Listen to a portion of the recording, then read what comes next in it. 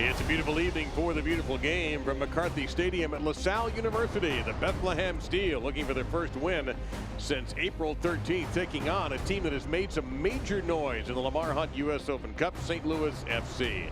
Along with Dale Schilling, I'm Dave Lamont. We thank you very much for joining us. And Dale, St. Louis has become the pride of the USL as far as the U.S. Open Cup is concerned. Yeah, they've had a great run with three victories here in the beginning of the Open Cup, and now they're ready to take on the next stage of the league season. Taking down the Chicago Fire on June 11. The next stage will be in St. Louis against Cincinnati.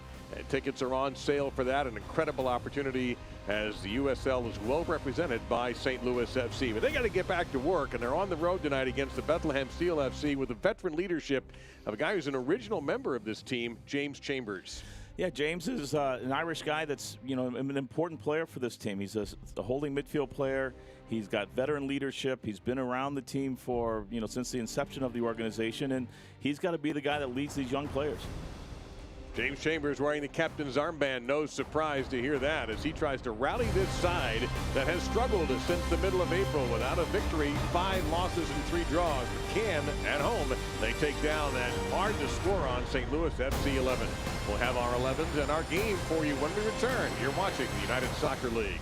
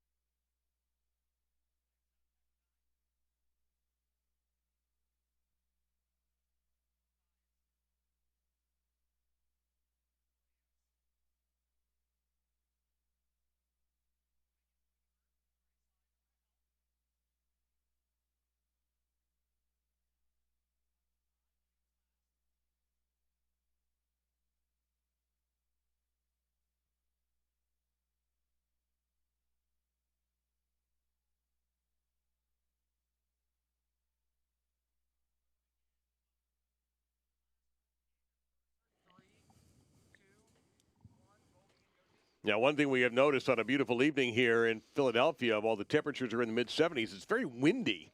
So we'll see how this affects the side here on this artificial surface as our referee brings out the ball we will use this evening. Let's look at our 11s here, Dale. And beginning with St. Louis, this is a team that has only surrendered in the 11 games they've played 8 goals. Yeah, and I think that it starts with Fanuel Kavita and Sam Fink playing in the center of the back. Their box defending is very good, very organized, and they do a good job of defending first.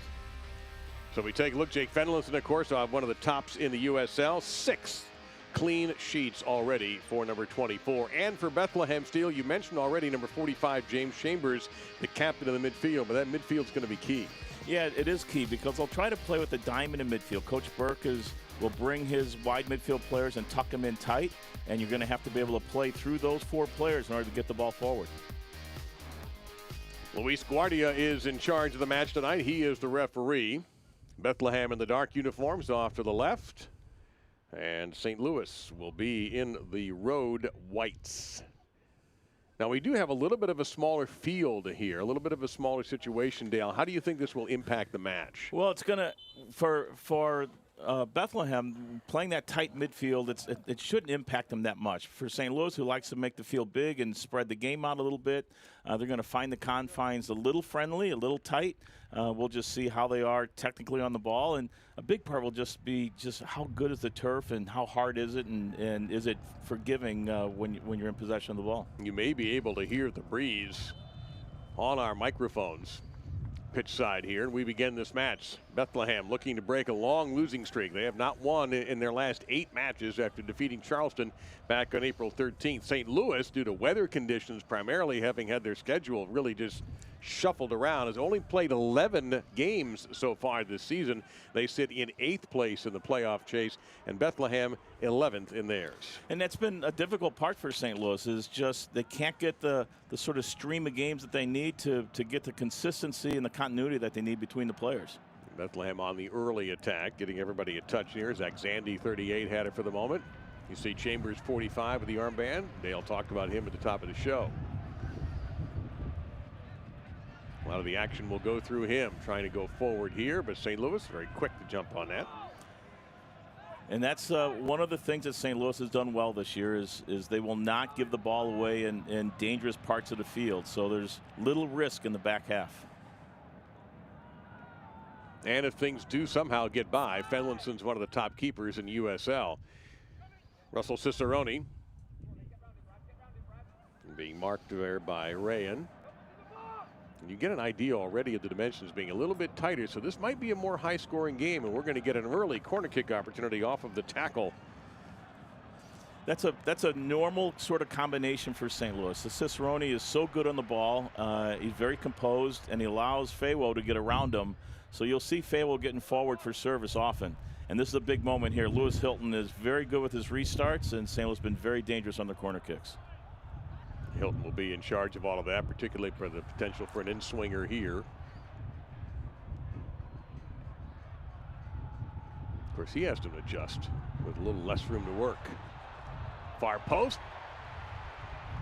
And that, I don't know if that made any contact with the head or not, but apparently it did. And so it will be another opportunity here for St. Louis with another corner kick, and Hilton will just go to the other end. Good defending, though, from Bethlehem. You know, getting a body on a body and making sure that there's not a free header, especially at the back post, is sometimes difficult to deal with the player that's back behind you. Carlos Coronel, the goalkeeper in the yellow, setting his defense. Now you're going to go the right foot in the other direction. Into traffic in the middle. Looks like they were trying to get it to Kavita, number 3 in white. Boehner trying to get there in time. He cannot. Good defense that time by Fontana, and it'll be Bethlehem on the throw-in. Yeah, it was a good defending sequence from Bethlehem. You know, St. Louis has Fink and Fanuel Kavita as 2 good targets on restarts, and well done by the steal. I feel like the first goal could really matter in this match. Given St. Louis's proclivity for strong defense, if they get the lead early, it seems like that's going to make this hill even more difficult to climb. And on the other side, you know, if Bethlehem can feel a little bit of confidence from scoring that first goal, you would think that the youngsters can go out and prove something. Cicerone dangerous here, throws it into the middle, and nobody in white was there. Instead, Fontana wound up with the interception, and Bethlehem will try to counterpunch, led by Cortez. This Bethlehem team very, very young. On the bench today, they have a 15-year-old with the potential of playing today. Well, basically, we have an under-19 team here. Outside of James Chambers, you have a group of 18, 19, maybe some 20s, but it's a very, very young team. Excellent opportunity for these players in this league to get the playing time that they have available to them. And that's a focus for you know, for the Philadelphia Union and the Bethlehem Steel, is how can they help their academy players get into that next step and develop as a player, and playing up against men is part of that recipe. This is dangerous here. You've got Dikwa, who is a pest, and he's beaten off of that shot by Ofemu. And speaking of academy development, he is the first player from the Union Academy residence program to play for Bethlehem Steel FC. So a good example of what we're talking about being in the academy, having the same training and the same philosophy. A little worrisome there, though, because Dikwa was about ready to run past him. So that could be something we see later in the game. No, Dikwa amazingly does not have a goal or an assist. I'm shocked by that, but he's still very productive. Chambers. Switch here. And Cortez. And they'll work it all the way back to Banofemu. And this is fairly normal from what we'll see from St. Louis. They'll sit deep in a block of 8. Won't allow that penetration. They'll defend the 18, then come out on the break. And then, you know, as we go on in this game, it's probably something that we would like to see. Can they change and play more in the front half of the field? But they will defend deep and not allow chances. Bradley Fawo working it around to Kavita. Of course, Sam Fink right there, steady defender, number 4. And good ball through here, St. Louis. Good build-up. Martz too far. Give us a moment to tell you that Select is the official ball supplier of the USL Championship and many of the finest leagues in the world since 1947. Select has been the leader in soccer ball quality and innovation. For the latest Select products and special offers, please visit SelectSportAmerica.com. You take a good look there at Anthony Pulis, head coach or manager, depending on which term you prefer, for St. Louis FC. And over there, Brendan Burke in his 4th year with Bethlehem Steel. 2 of the better young coaches in the league. Both very positive guys, have good relationships with their players, have a good mind for where they're headed with the game, and a nice direction. Ariel on the throw-in, lost it. A good job there by Chambers. Terrific job there in traffic. Zach Zandy now works it out wide. One more time, Walter Cortez, the Costa Rican. And watch for 35 here, Ferris. He leads this team with 3 goals, Bethlehem. He may be the focal point to try to get this Bethlehem offense ignited against a stubborn defense. Good sequence from Bethlehem there. I mean, they've changed their approach over the last couple years, whereas in the past they were more of a possession-oriented team, and now they're trying to play through their lines a little more direct. So a good sequence to get in and get a service. And Fenlimson played that beautifully. 75% of the time you shoot on him, he's going to stop you. Just 8 goals surrendered. This will be his 12th start. He has started every USL championship game this season. Very steady, you know, good positioning, good feet. Very comfortable with distribution, and balls played back to him and helping them build up. And Chambers will work it back to Carlos Coronel, who has a 65% save percentage so far this year.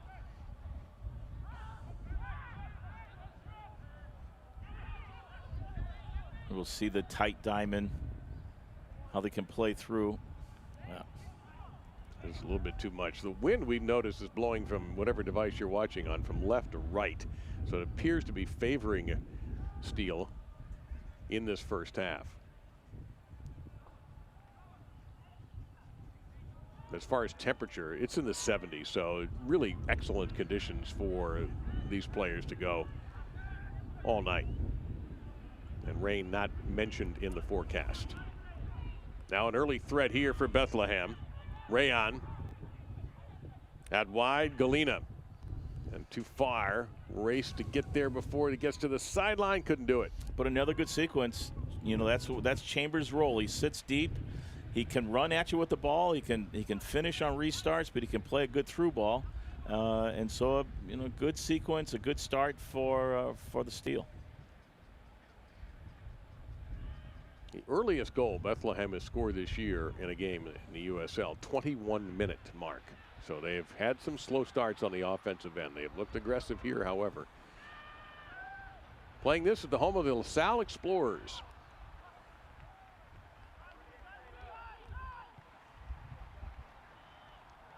And that's a little too wide for Cicerone. Oh, careful there.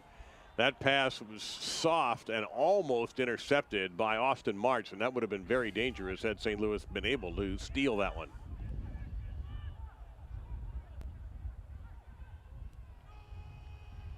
Here we're at again. They'll try to play through their midfield. This is Matt Real on the ball. He just came back from the Under-20 World Cup, so Steel are happy to have him back. Yeah, Brendan Burks pointed that out when he talked to us a couple of days yesterday, actually, that he is really happy to have Matt. He's certainly also, Burke, dealing with some injuries, as all coaches are at this time of the year. And having Real back is a steadying influence on his back line. Especially since they lost Tope to Jamaica's Gold Cup team, so he was the other center back. So, you know, to get one of them back is important. Oh, this is a good ball here, and this is Cicerone. 1v1, he'll fire! Wow, point blank, and that knocked Coronel off his pins, but he was able to save his face. And that was an absolute pellet. Cicerone is very good at attacking players 1v1. Here you can see him set the defender up, put him on his heels, and explosive to hit his shot, and he can really rip it. That might have taken his beard off if he had not gotten the hands up in time. Hilton's corner kick was almost on target. Looked like the St. Louis side were maybe hoping for a handball, but not getting the call. By the way, a quick shout out to the St. Louligans who may be watching today from wherever they are, a watch party someplace. They're going to be out in force for that U.S. Open Cup game. They're in force for the Fire game. They'll be in force for the Cincinnati game. Yep. So wide again, and this time we're going to get a corner kick for Bethlehem. It should be. Now let's see. Rebounded. It rebounded off of Bethlehem, so it will be a goal kick here for Jake Fenlinson. So a good start for, really for both teams. St. Louis has had 3 corner kicks now, but Bethlehem has shown that they have the ability to get out of the back and get themselves forward to provide service. Almost a corner kick there, so decent start to the game for both teams.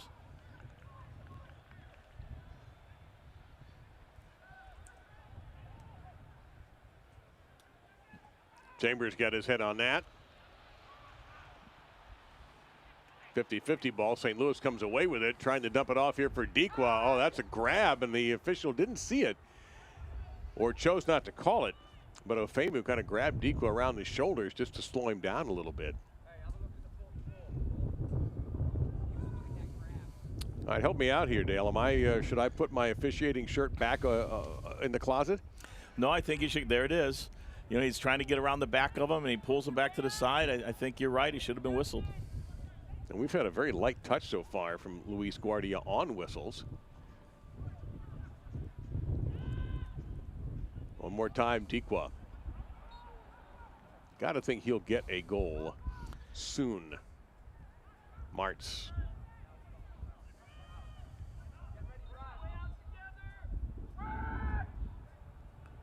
One of Dequa's strengths is his movement off the ball, and there we saw him run in behind and get a ball played in behind the back four, which forces the back four to turn and face their own goal. He's very dangerous. I'm surprised as well that he hasn't scored yet, but I'm sure it's coming.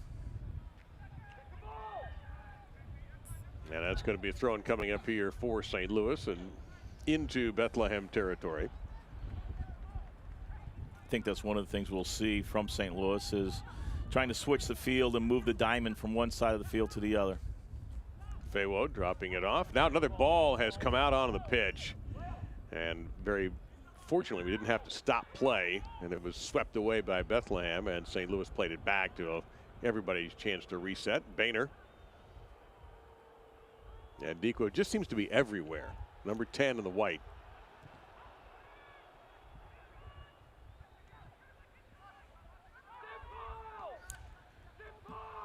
And that's where Ferris is going to have to get a little bit better. There's a whistle there, and it's going to go against Bethlehem. So Ferris is a good player when the ball's played out in front of him, but he's going to have to figure out how to target and hold the ball up and play a little simpler, as you heard Coach Burke on the sideline.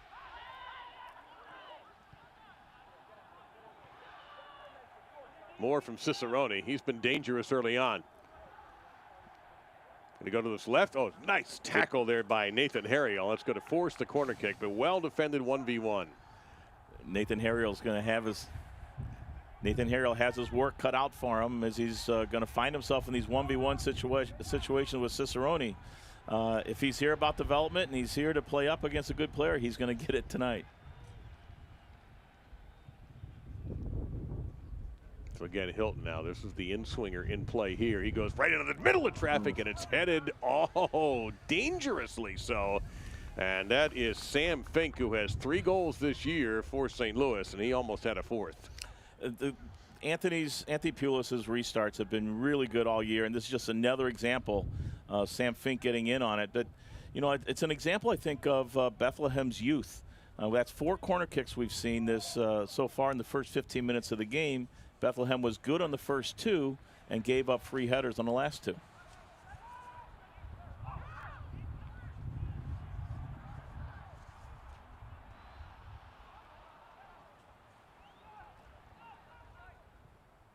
Bethlehem trying to counter, trying to get their first shot on frame. Galena puts it into traffic, and Boehner was able to get in front and just get a leg on it. And that'll be a throw-in coming up here for Bethlehem. Still chances on both sides in a way, but the game hasn't settled yet where we really get to see a rhythm from either one of the 2 teams. They're trying to get themselves going. They're trying to find their way in. St. Louis on restarts and on the break. Bethlehem a little bit in possession in the front half.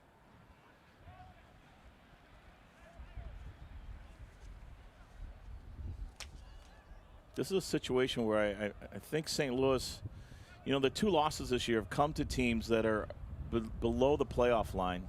And they sit a little deep. They're comfortable sitting deep on the field and playing on the counterattack. And that serves them well when they're playing against teams that are in the upper echelon, or, you know, like the Chicago Fire the other night. But now they're playing against a team that's below the playoff line, and you would think that they're going to play in the front half of the field more. They're sitting a little deeper, and that bodes well in one way on the defending side, but it gives Bethlehem the opportunity to get services and restarts. St. Louis players shaken up. That is Dequa, and a foul going against Bethlehem. Fans, you can follow Bethlehem and St. Louis and the rest of the USL Championship all season long on ESPN Plus, home to the USL, MLS, UFC, and a lot more. Join the over 2 million sports fans who have already discovered ESPN Plus and watch the championship live every week. Sign up today at ESPNplus.com. With Dale Schilly, Dave Lamont. We're at LaSalle University, home of the Explorers, for this USL Championship level match between Bethlehem Steel in the blue and St. Louis FC in the white. St. Louis FC threatening yet again, and coming off there defensively.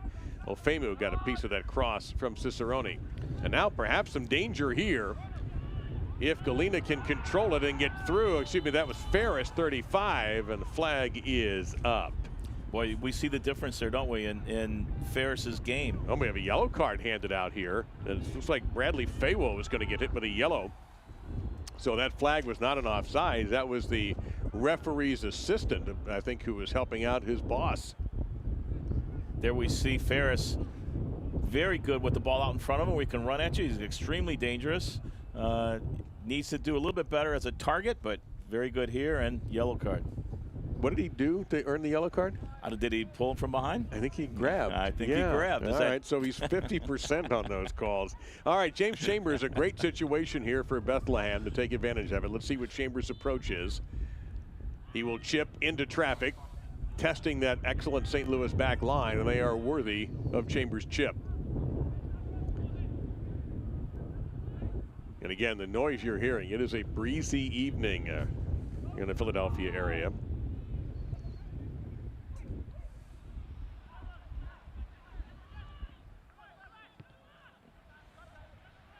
Chambers working it wide now. Rayon. His cross deflected, but a fortunate break for Bethlehem. In the box, dangerous opportunity. Here's shot and a goal! Bethlehem is on the board first in the 19th minute, and it's the captain Chambers with the earliest goal of the season so far for Bethlehem. I was just going to say, Coach Burke has to be really happy with the way they're playing. Their ball movement and their ability to play through the diamond is huge. And here, a good ball in. Ball played back, and Chambers running from a deep position from the bottom of the diamond inside the 18 to finish.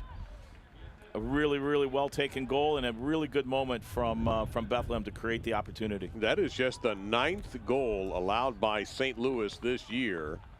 A lot of credit to Zach Zandy also for helping set that up. But I love what Chambers did, Dale. He saw an opening and just charged right in there. No hesitation at all. But your point about Zandy's a well-taken point, because he was on the ball. He held on to it, was very composed. He had to wait for people to make their runs. It was a great goal. So a great start for Bethlehem. Now they got off to a good start against Nashville in their last home match. Got off to the early lead. It didn't work out for them after that. So we'll see how they manage the lead this time. And Coach Burke referred to that on the phone call. He talked about, you know, how we can play with teams for a certain period of time, but then because of our youth, it's hard to sustain the level through the whole 90 minutes. And I'm sure that's one of the tasks that he's given the players tonight. And that was a bit shaky right there. So Fawo, who has a yellow card against him.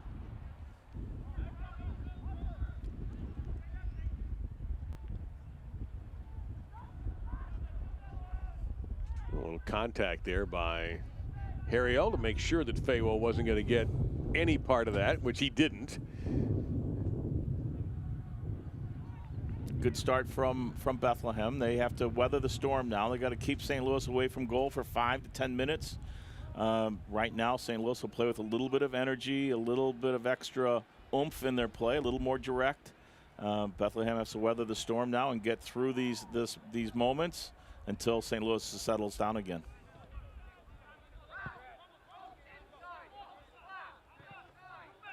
And then you can see the gestures from Anthony Pulis in the gray golf shirt down there, making a move with his right hand is where he wanted that to be done. You see right there the gray slacks as well. Trying to get his message across to his side.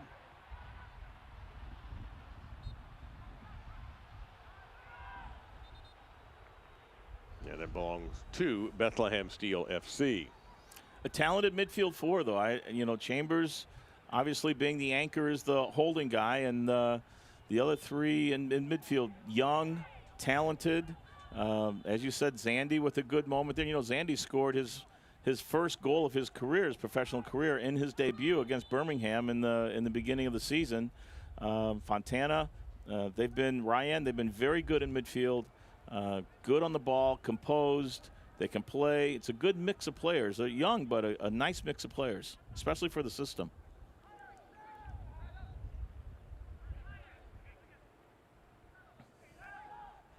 The goal for James Chambers, his second on the season.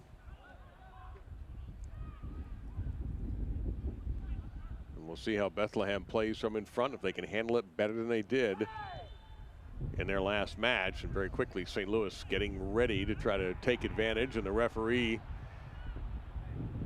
drawing the ire of Lewis Hilton, who wanted to get rid of it right away and wasn't able to. Now everybody's in proper position. Now we'll see another restart from a different angle, see how Bethlehem's organized for restarts from the flank out around the midfield line. St. Louis zones things off. It looks like Bethlehem goes to a man marking system on in this particular restart with one free guy.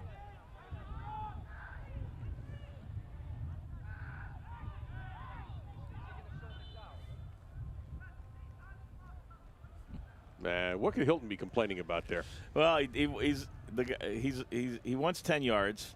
He's also complaining that the clock's still running. It's awful early, but he's worried about the extra 10 or 15 seconds that he'll get him back later. He'll get him back later. And now very quickly, the scrum got a little too physical for the satisfaction of our referee, Guardia. And it's like he settled them down to hopefully to his liking, and Hilton will launch. And launch indeed he did. Fawo gets ahead on it, trying to keep it in play. St. Louis now dangerous in the box, but Bethlehem keeping their poise nicely, and they clear. This is a very dangerous ball here, and an opportunity now for Rayan to lead the break. Ferris trying to clear. Ferris trying to clear. Shoots. What a goal! What a goal. Ferris! On the counter. So in the moment that St. Louis looks good on the restart and the head back across the box, Bethlehem gets out on the break and scores a tremendous goal. What a counterattack this turns out to be. And Ferris, gorgeous run. Chambers with a good outlet pass, a huge pass into look like Zandy and Ferris. Again, when he's faced up, how dangerous is this guy? Oh my goodness, what a great goal. Left foot, right foot, left foot, right foot. It's like a Dr. Seuss book. And Ferris, that could be a goal of the week candidate right there for the control he showed and a little hang time to celebrate. And 2-0 Bethlehem. What a start. What a start for Bethlehem. It's what they've been looking for, is the ability to establish a little rhythm and a new style of play, and the opportunity to let their athletes get out and run on the break, and we've got to see 2 really good moments from them so far. Well, that was something else. But St. Louis is experienced. They have a lot of veterans in the team. They have veteran leadership. They've been through some tough times. We'll see how they respond to this moment for Bethlehem. They've got to keep St. Louis at zeros and get to halftime. No, we thought the first goal was going to be critical given St. Louis's defensive proclivities. We didn't think they'd give up 2 in this game, and they have done so. The big collision right at midfield. And Chambers has to be careful he doesn't draw a yellow card for retaliation. He's going to anyway.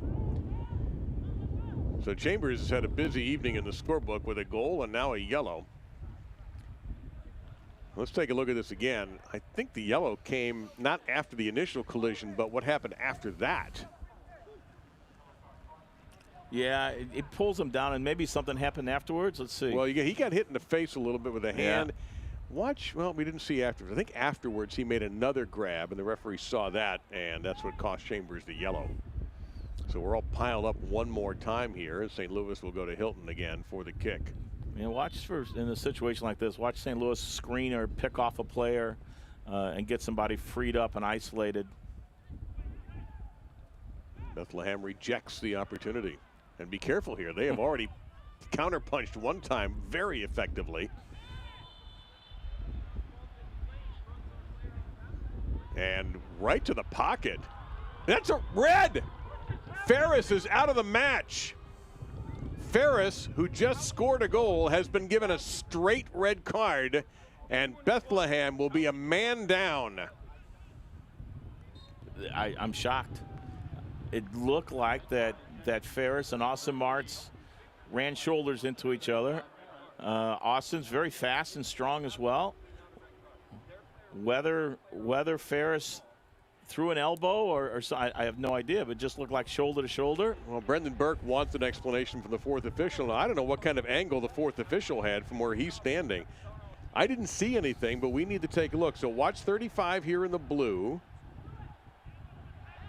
And there has to be more to that than that. Let's see. They collide. Unless he did something after that. Unless he swept his legs out. Just foul. Now the referee and I know it's not necessarily fair to do this, but just judging his expression had that look like I had no choice. You threw yourself. Seemed to be because he didn't, Ferris looked surprised but didn't argue much past that. Chambers came over as the captain to argue, and that argument didn't last long. So we may not have been able to come up with the whatever it was. Based on what we saw, Dale, I would be very surprised if that's what caused a straight red.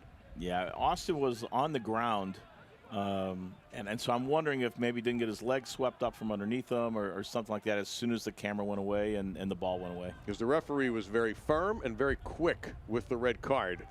So now Bethlehem has had everything going for it, and suddenly they face a genuine crisis, down a man in the 28th minute.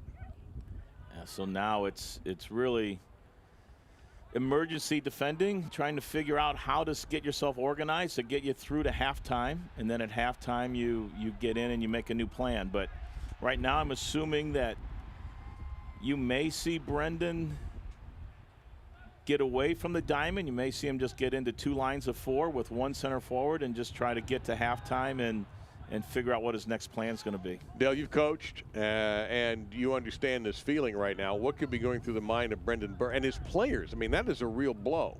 That's a real blow. And the players are now going to look to the side to figure out organizationally how are they going to deal with this. Right now it looks like they still sort of have a diamond shape based on where James Chambers is in relation to the other midfield players. If they keep that shape, it's going to be awful hard. All right, now we've found another look of what Ferris may have done to earn this card. Again, watch there. And he did kick Martz as the ball is well away from him. And the referee noticed it, or perhaps he got some help from one of his assistants. There's a look on Brendan Burke's face, like somebody just stole his ATM card. But that's what the referee saw. We have a good look. Thank you to our crew for hustling for that. And that is a little more understandable. Yeah, certainly a yellow card, up to the discretion of the referee, whether it's a red card or not. But boy, it changed the game. It just changes. It changes everything.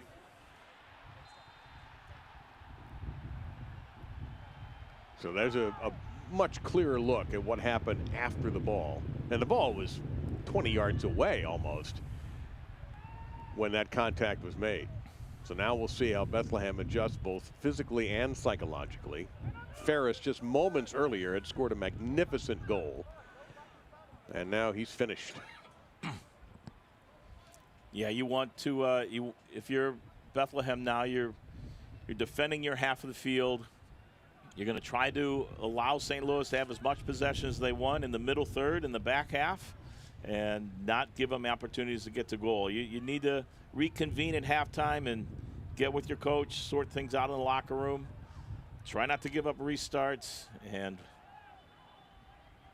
the linesman is just flagged for a restart. So. Yeah, it was a little late on the call as to who had possession. Bethlehem thought they had saved the ball, but the ball will belong to St. Louis for an opportunistic throw in here. A throw in a restart. I think it's a restart. You are correct. I thought the ball was out of bounds. You are absolutely correct. It is a restart. You know, the other thing Bethlehem's going to have to watch for here is just the self-destruction that can happen when you get emotional in these moments. You're up 2-0. You've lost a player. Now you feel like every call is going to go against you. You have to be mature enough to get through this.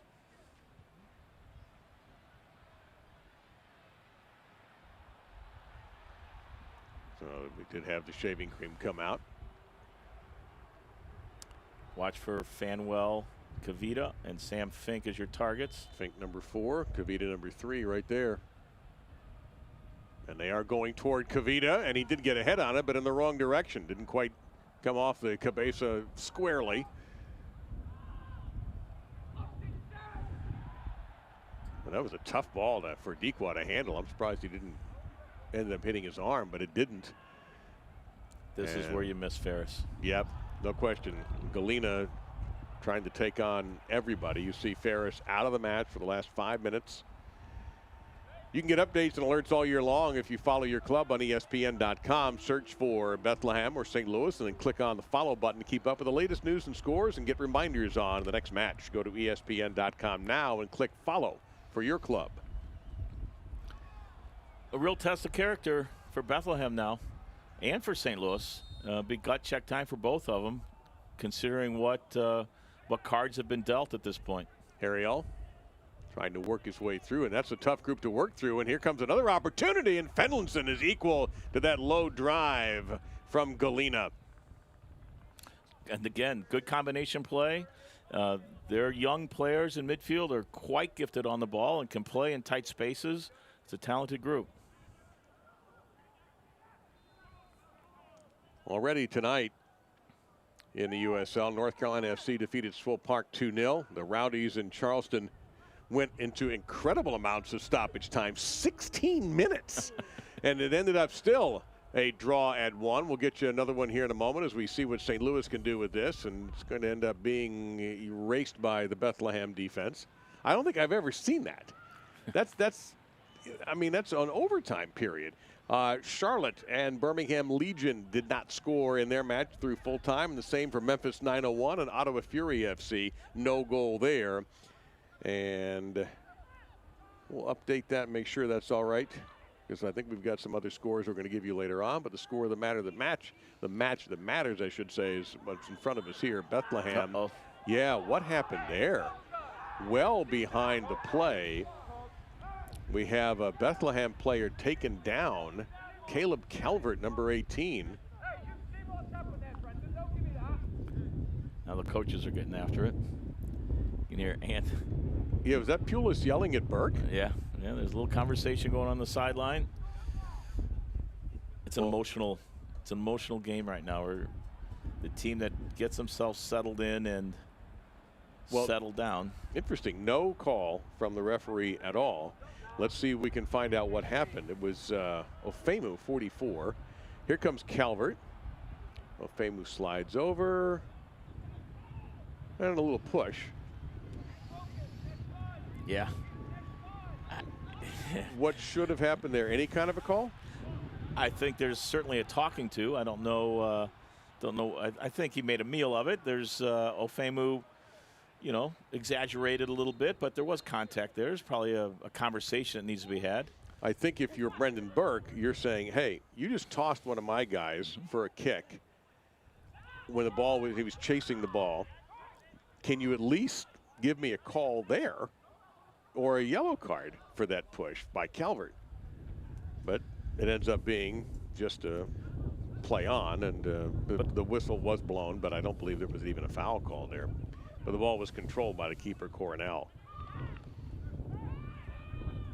This is where Bethlehem is good. Their ability to play in these tight spaces with their midfield guys is picking St. Louis apart, even a man down. We'll see if they can continue that. But they've shown a good ability to play in tight space and create some opportunities through their midfield. They may be creating one right here. Rayan dropped it off. They work it around through Fontana. They go out now to the left side, to the goalie's right. This is where they've been dangerous. Whoa, what a pass and what a goal! And the team that's down a man is now up 3. How creative was that? We just said it. Again, the midfield being able to play in tight spaces allows people to come forward. Here Cortez comes around the back. A little combination play. Fontana pulls out. Cortez comes. Little 1-2. Toe poke. Tremendous goal. A tremendous goal. Walter Cortez gets his first goal of the season. He'll get a Zach Zandy assist, his 4th of the season. And Zandy, who figured in one of the goals earlier, the first one, it was scored by Chambers. How about that? Down a man, and they pick up a goal against perhaps the best defensive side in the league this year so far. But they were in possession for a good 30 seconds to a minute. With possession in the front half of the field, they had good play, good movement, good rhythm, and found themselves in an opportunity to play in combination.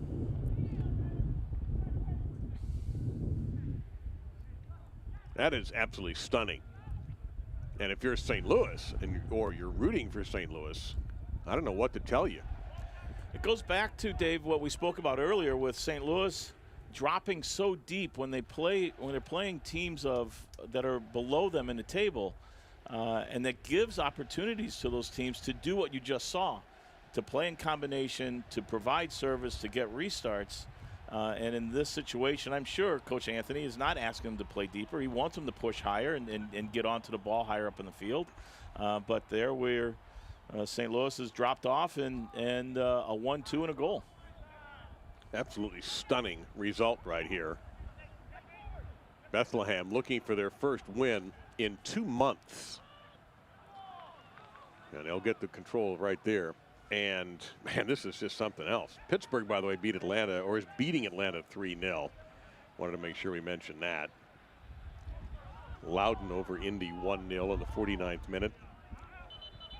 And just underway, Austin and Tacoma very, very early in that match. You can tune in to ESPN3 on the 18th for a special Tuesday edition of Wednesday Night Soccer. So it's a Tuesday edition of Wednesday Night Soccer as Phoenix Rising will meet Reno 1868 in Nevada for a battle between two of the West's best. It's the week's best match on Wednesday night, but it's a Tuesday. Got it? Good. June 18th on ESPN3.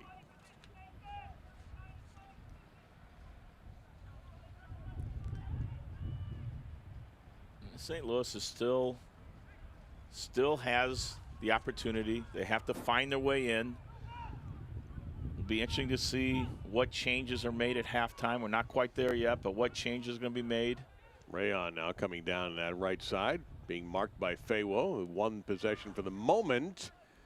And coming back to help is Cicerone.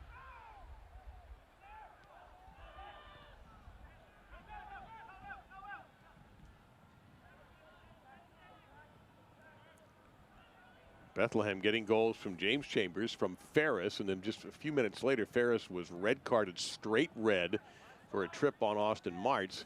Didn't affect Bethlehem at all. The Ferris goal was something to see, and you'll enjoy it when we see the halftime highlights. But if you watch the last goal by Cortez off the pass from Zandy, that's just textbook give and go. That was gorgeous, gorgeous soccer. St. Louis a little stunned right now, trying to figure out where to go, what holes they can find. They're used to playing on the break. They're gonna now have to play in the rest of this game likely in the front half of the field, where the space is going to be limited. So we'll kind of see how they adjust to the demands of this particular game. That's about the fourth entry ball we've seen that has gone over the end line. They can't quite figure out how they're going to get themselves forward.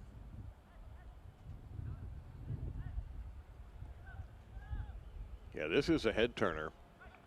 Those USL Championship fans who might be hunting scores or going around ESPN Plus watching some games and tuning in going, what?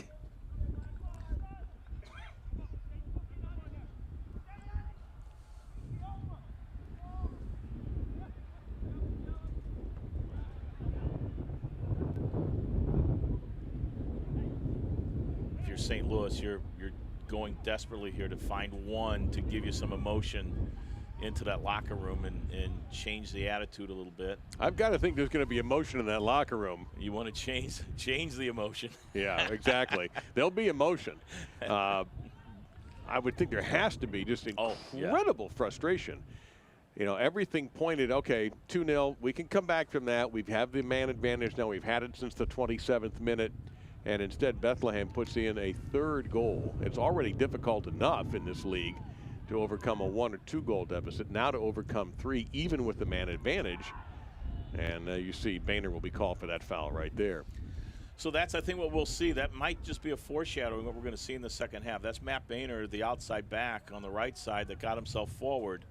You know, when you're playing a team with a diamond midfield, the outside channel is what's free. Matt takes him down after the play's gone. But you're trying to create that overload in that wide channel and try to provide service and play into the box. I think we'll see that more in the second half.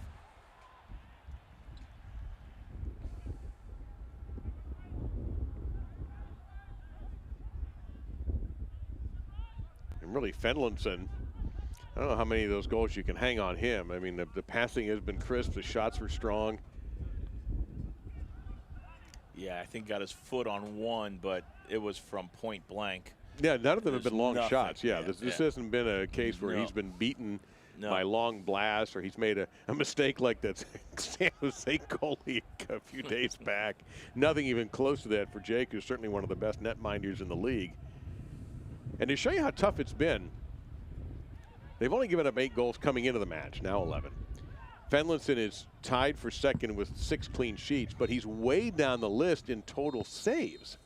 And he had 24, I think, coming in. Cody Lorendi is the leader, and he's well in the 40s. He's with OKC. So that shows you what it's been like for St. Louis. Not only are you not getting goals, you're not making the goalie work that hard.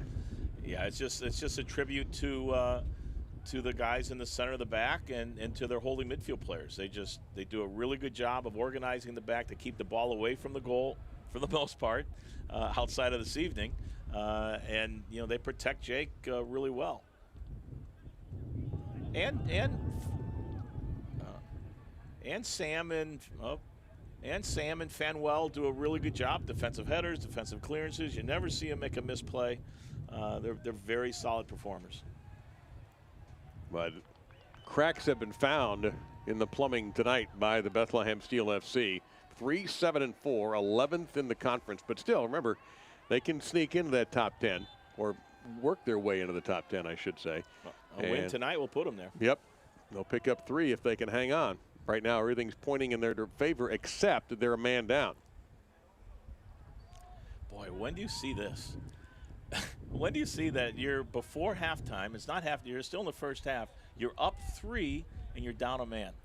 Highly unusual. They were up 2 when Ferris was ejected, straight red, and they picked up 1 more goal. Walter Cortez's first of the season off the 4th Zach Zandy assist.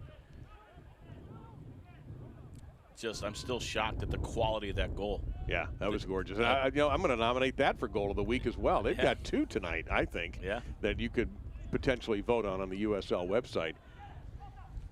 1 an individual moment and 1 a team moment. 3 minutes of stoppage time will be forthcoming. We've certainly had plenty of drama with a couple of bookings. Fans, the USL unveiled its elite youth platform, the USL Academy, allowing clubs at all levels across the USL to develop its local youth and compete at the highest level across the U.S., including the USL Academy Cup. For more information, you can visit uslsoccer.com/academy.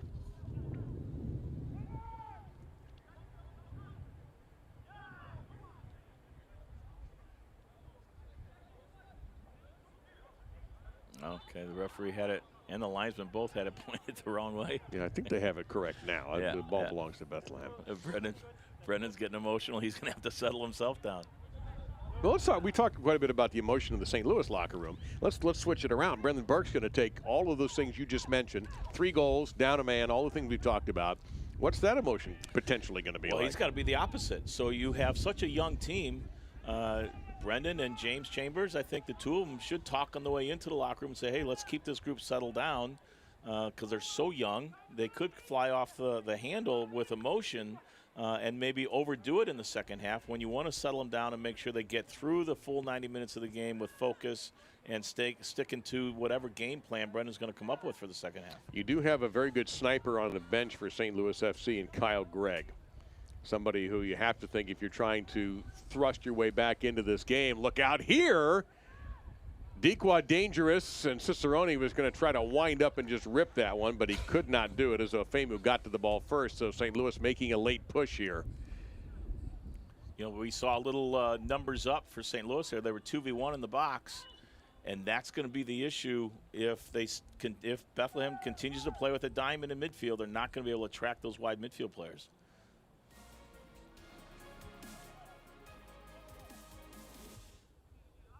See how strict the referee is on the stoppage time.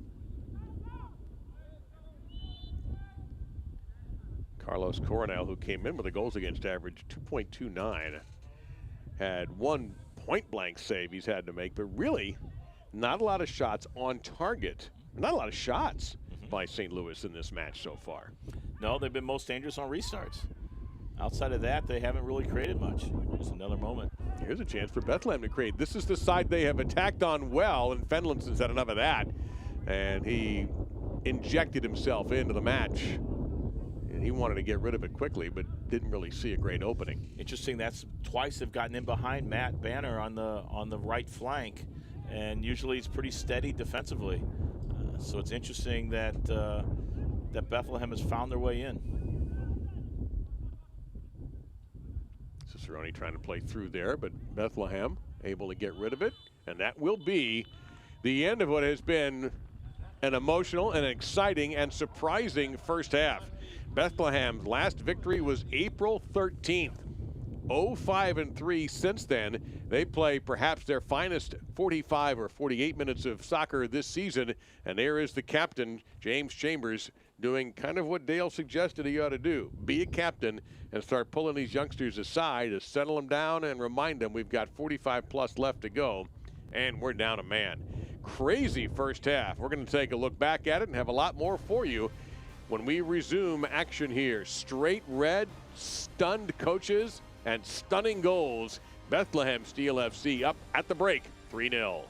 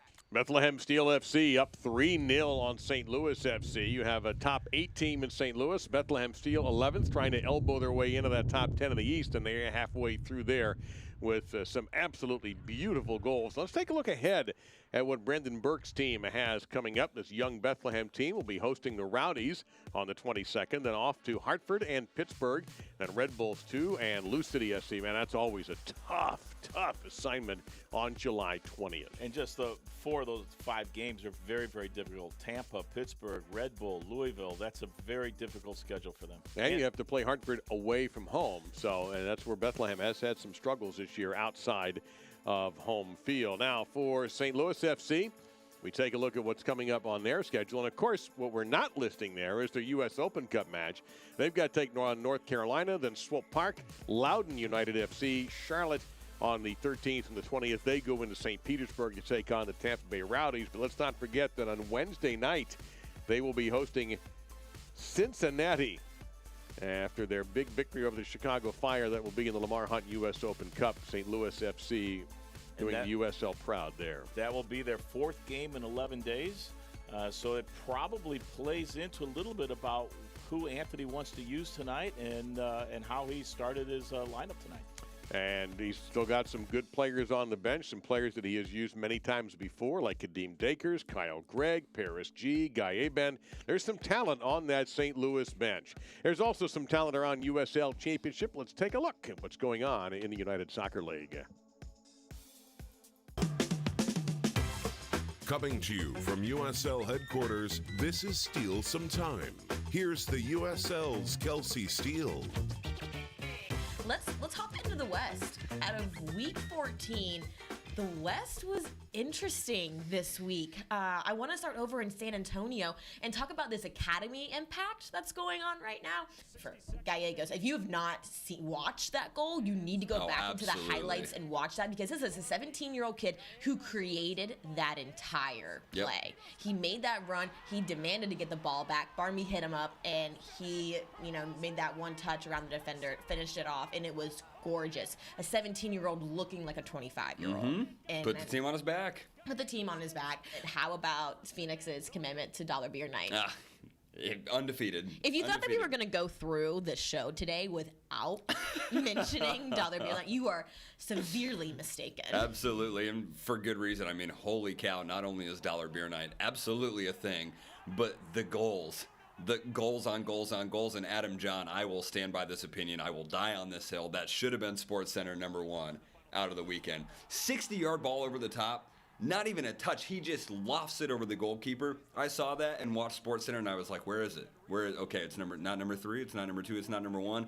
I was about to just start tweet storming at SportsCenter on Twitter and just let them know, y'all got that wrong, man. But elsewhere in USL Championship play, we had a few streaks end this weekend. Talking about over New Mexico and, unfortunately, Tampa Bay Rowdies. Their notable streak comes to an end. I think if I'm the Rowdies, I have to see this at least as somewhat of a win. So follow me a little bit here. Okay.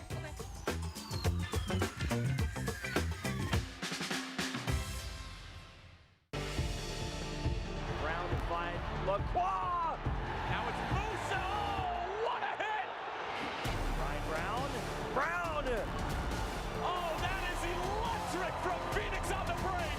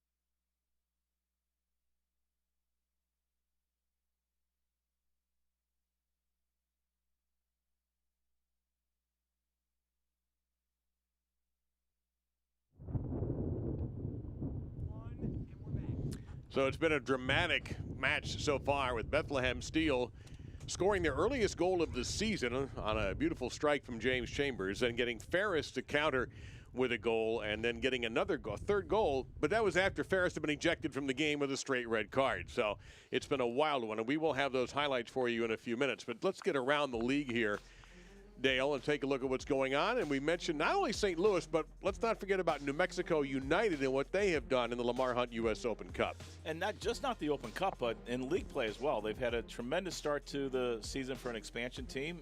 They were losing to Colorado, scored to tie it, and then win in PKs. And they'll be a tough team to match up with. It's a good side. They've had a great run so far in their inaugural year in USL Championship play. The Switchbacks FC getting a couple of great college players with them, and Tucker Bone and Austin DeWing. How appropriate, a guy named DeWing went to the Air Force Academy. And, of course, let's hear it for Jerome from El Paso. We mentioned North Carolina a winner today in full-time. The Rowdies and Battery ended up drawing. Ottawa Fury and Memphis, nothing on the board there. Charlotte, an easy winner today in Pittsburgh, with a lead that we have 3-0 over Atlanta United 2. Good for Mike Jeffries to get a win in his first game back as the head coach for the Charlotte Independents. He spent a little bit of a time as the general manager, and now he's back on the field, and his first game back, he gets 3 points. So let's take a look at the standings now. These were entering today. So when you woke up this morning, this is what the Eastern Conference looked like. And you see the Rowdies, somebody finally beat them. They finally got defeated, but still they've been outstanding. Red Bulls too as well. Nashville, Indy, who's in a tough match with Loudoun County right now. Louisville, always difficult with 14 games. You see St. Louis, who we're watching tonight at 5-2-1. But the thing that stands out to me, Dale, and I talked before the match about only 11 games played so far. Yeah, they've had a couple games canceled because of floods in St. Louis, and they'll make those games up later in the year. But to be honest, you'd rather have games in hand and be lower in the standings, knowing that you can make those points up later in the year. And right below Atlanta, who's being beaten 3-0, is Bethlehem, who's winning 3-0. So we could have a shift there. Remember, the top 10 will get in. The bottom 4, 7 through 10, will then play in, and we will then have a top 8. By the way, bravo on that concept. That is a great idea. So we will step aside. We promised you halftime highlights. You want to see these. If you're just late to this match, or if you want to revisit some of these goals, we got some stunners for you that Bethlehem has put in against one of the best defenses in the United Soccer League championship level. Coming back with those highlights when we return.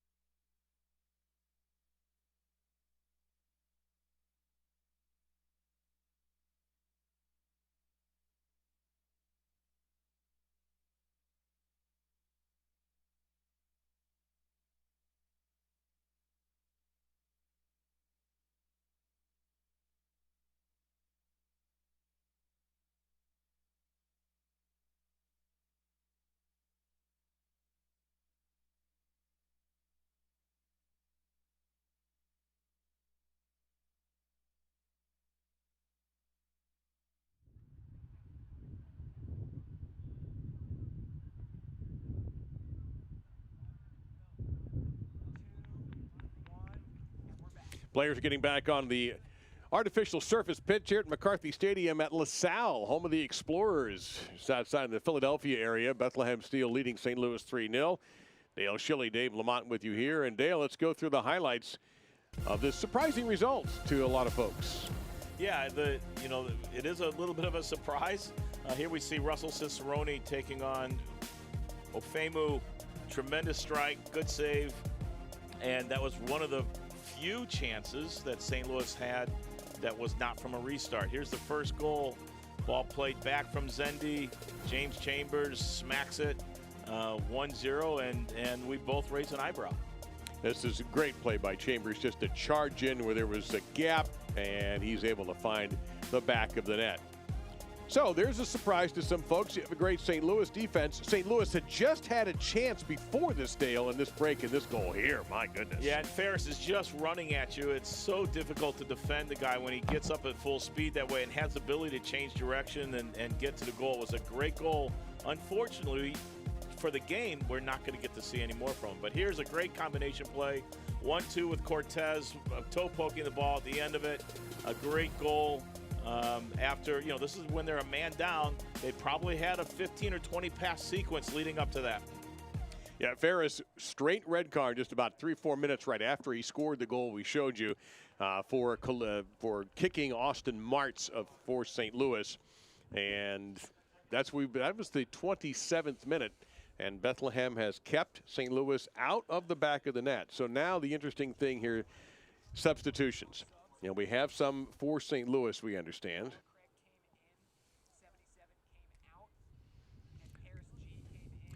So Kyle Gregg comes on for Austin Martz, and Paris G will come on for Matt Boehner. So Paris G will play as a right back. He's a good attacking back. He'll get forward, provide service, and we saw Matt Boehner have some issues defensively in that half.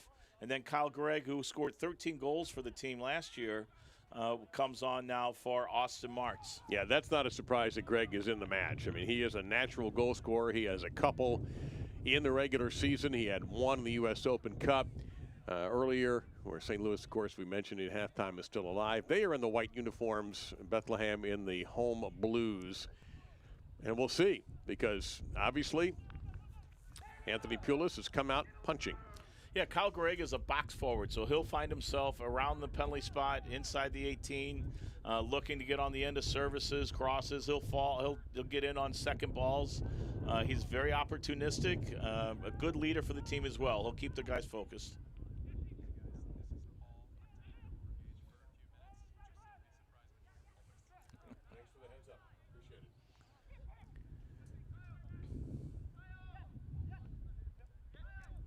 Be interesting to see just what sort of shape. Well, this is dangerous here, and Gregg, number 22, almost the recipient of a great pass. It was just a little bit off the mark, and to give Carlos Cornell credit to realize he better get that ball. And this is going to be the issue.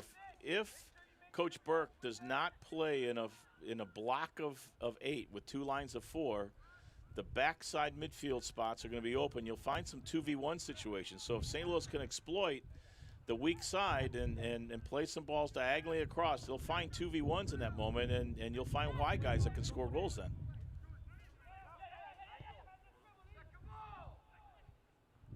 Big test here for Bethlehem. Big opportunity to get into the top 10 in the Eastern Conference. Pick up just their second win at home. They're in the middle of a 3-game homestand right now. They're playing a man down, again, with the ejection of Ferris. Just a big gut check time for both teams, really. This is really a huge part of the year. Something else you mentioned, too, with St. Louis in the throes of the U.S. Open Cup and all the excitement that does generate, but it's not your regular season. So it's a delicate position for Anthony Pulis to be in, because the numbers are very much against him right now. But he can't be thinking about anything else, can he? No, and to be honest, I think the Austin Martz sub may have been planned, because he played a full game the other night against the Fire. So he may have been coming off anyway. Mm-hmm. Now, who his sub was going to be, who knows? But yeah, you gotta look at getting through this game and get your momentum back and your position back in the league. But you also have an eye on Cincy in the final 16. Cicerone couldn't get enough on that, and Harriel was able to get ahead on it. And Harriel is shaken up. This would be a bad moment. Yeah, and the referee very wise to stop play. Harriel holding his head, and the league is very concerned about this. And Harriel, look, at first it appeared to be a normal header, but as soon as he made contact, He went straight down. he went straight down and is very uncomfortable right now. So the athletic training staff will take a look. We're going to see it again. I don't know if we're going to learn much here, but see what happens here. And then, yeah, he just grabbed his head. So let's hope that this is not anything serious. Makes you wonder if there hasn't been something before, just because of the way he went down so quickly. Yeah, so we have a little bit of a break in the action here.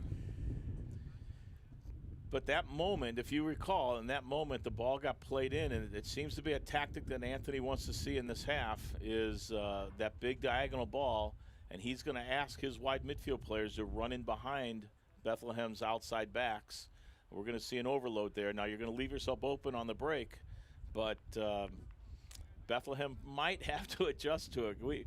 I have a feeling we haven't seen the last of the goals in this one, Dave. I think this one could go some more. Well, the first 3 minutes of action have been all in Bethlehem's end. St. Louis has come out as they give him a little bit of concussion protocol test to see how he can, if he's able to follow. And again, the emphasis over the years has changed on this, how much more careful training staffs are with players who may have a head injury. He is up happily. Now, he will undoubtedly have to come off and either wait for the referee to wave him back in, or perhaps he will be substituted for. Trainer will have a quick word with Brendan Burke, the head coach, about that, and let him know whether he thinks that Harriel is fit to play or not. Well, you just wonder, how he's doing. How do you put him back in? Well, it looks like he wants to go back in. It's just surprising to me as quickly and easily as he went down to the ground. Yeah. Yeah. And now they're going to check him out. Good. Well, now you're down 2 men. You're right. At this point, it is, excluding the goalies, 10 on 8. It's a tough position for the coach. It would be good if the league or we could figure out a way to allow somebody to come into the game so the coach isn't forced to put make a sub or to enter a player again when he's not ready to go. Because these moments that he's trying to decide could change the game. I'm trying to count. I think the math adds up. 1, 2, 3, 4. I believe there's now 9 out there. Yeah. Dangerous ball here. Turn, fire, save! And Caleb Calvert turned, and it gets a gorgeous shot, but Cornell turned it aside. Right now, St. Louis has 2 box forwards in. So Caleb Calvert's very good. Signed his first MLS contract when he was 16 years old, and he's good in the box. He can strike a ball. He's good in the air. So you have 2 good center forwards in the game now. Into the traffic. Oh, a header looked very dangerous, almost flicked on, and instead we have a goal kick coming up. Gives us a chance to tell you that Select is the official ball supplier of the USL Championship and many of the finest leagues in the world. Since 1947, Select has been the leader in soccer ball quality and innovation. For the latest Select products and special offers, please visit SelectSportAmerica.com.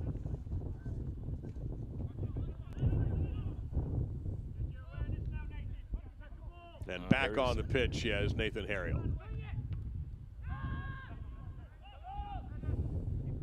And Cornell, that's the smart play. With Dequa breathing down his shirt. St. Louis is not going to give them time to play this half. They're going to press you.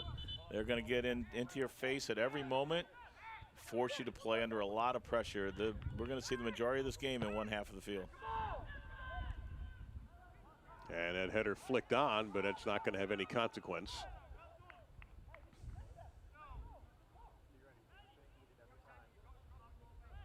Yeah, this may be, can Bethlehem mount any kind of counterattack to release the pressure?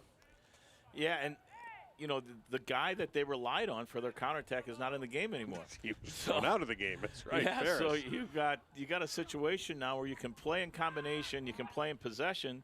That'll open you up. You're up 3-0. Getting through, getting a few passes, connecting the game a little bit.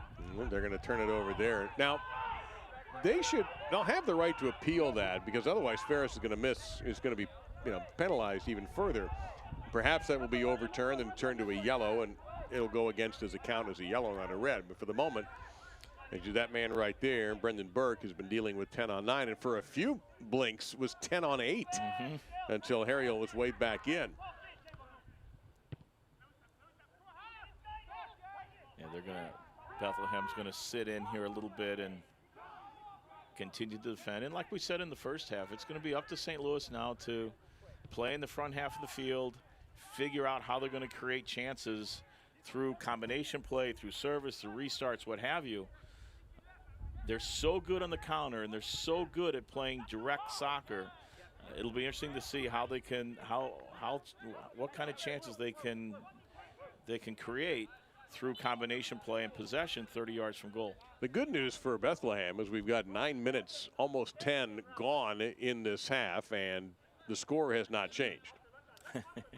Yeah, this is, as a coach, you're looking at the clock. It's the longest 45 minutes you can imagine. Yeah, I can imagine it.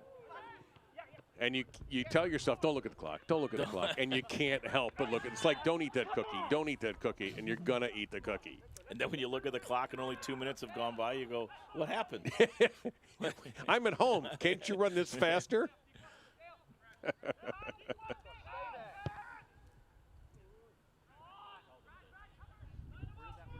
In the meantime, this is one way to kill some good time and put a little heat on St. Louis. If you're Bethlehem, is to keep the ball down in their end for a little while, which they're trying to do. Zandy played very well for Bethlehem. Has picked up an assist on the evening.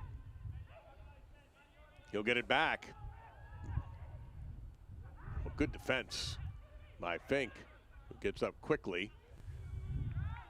Again, Zandy good on the ball, good in combination. That was Hilton, by the way, not Fink, but yeah, good in combination, good feet.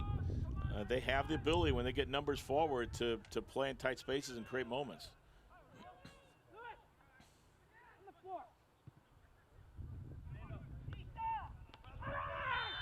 Ooh.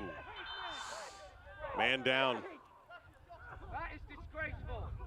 Cicerone, that's a yellow card. It's a foul. Yeah, it's a foul. Fontana hit with the yellow. Let's take a look at it. Oh, no, it's right on the knee. That's a card. And that hurts. Could have been more. Yeah. Could have been more. I'll say that if he had gone straight red on that, I would have completely understood. Yeah, could have been more. That's the minimum punishment for that.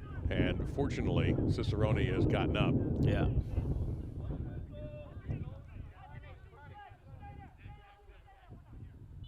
And what is it about St. Louis athletes and F-bombs? I just heard one here, and it's like the Blues just won the cup again. There's about 2,000 of those they threw around the ice the other night. Understandably, given the emotion of the circumstances. Hey, it's live TV. It happens. Meantime, a potential little breakout here for Rayan. Another guy who's had a nice night for Bethlehem. Drops it off here. Here comes a counterattack with Harry. He'll fire, and that was almost a great opportunity. Closing in was Galena, and he didn't miss it by much. I tell you, it's a great moment. A good ball laid off for Harriel. He goes with his head. And it's 4-0. Take a look. That's a beautiful angle. Wow. You go with your head, and it's 4-0. It's good play again from Bethlehem. The big diagonal again, looking for the guy sneaking around the backside.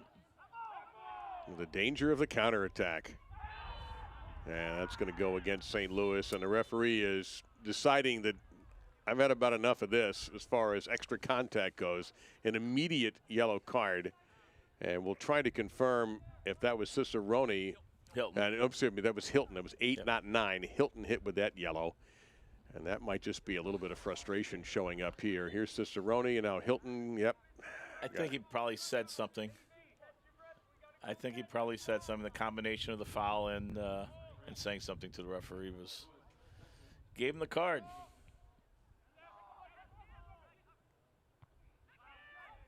Getting a lot of those handed out tonight. And now we have a man shaken up for Bethlehem on the contact. And unfortunately, that's Harriel again. Second time he has gone down. Second time he is grabbing his head or face. And again, the referee calls for the athletic training staff. They are, you see Real trying to appeal for a foul or maybe something more serious. Coach, that's enough. Coach. Fourth official you can hear speaking to one of the coaches saying that's enough. Oh no. Ooh, that's a dangerous play there. Yeah, that's a bad foul. Wow. That's brave. That is brave for Harriel to get in on that header after having to go off because of a head injury earlier. Obviously, Kyle Gregg's not doing anything malicious there. He's going for the ball. May not have known that Harriel was there, but that's that hurts. That's more than he's not play acting. That's for sure. No, he got kicked. Well, that's a shame. So we'll take a moment to remind you that on ESPN Plus, you can follow your favorite team and all of the USL Championship season on ESPN Plus, home to, of course, the USL, MLS, UFC, and more. You can join the over 2 million sports fans who have already discovered ESPN Plus and watch the championship live every week. Sign up today at ESPNplus.com. So once again, this young man has to go off the pitch.